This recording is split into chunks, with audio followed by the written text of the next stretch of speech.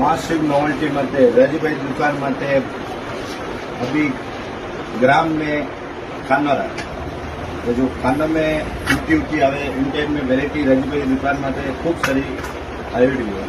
तो आपने रजभाई इंस्टाग्राम मते देख लो वे तो खानोरा आइटम खूब सारी वेराइटी रजभाई दुकान मते नया पूरा मासिव नॉवेल्टी रजभाई दुकान में तो इनमें इस टाइप में खानों में खूब सारी वेराइटी आई हुई है जिनमें सब पैटर्न है अलग अलग मिक्स में। इन टाइम में एटी में चीजें तो एटी में भी खूब सारा आइटम आया हुआ है।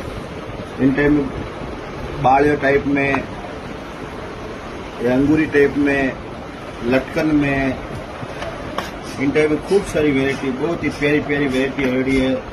इन टाइम में 1 ग्राम में झुमका भी खूब भी तरह तरह की वेराइटी आई हुई है। झुमका में भी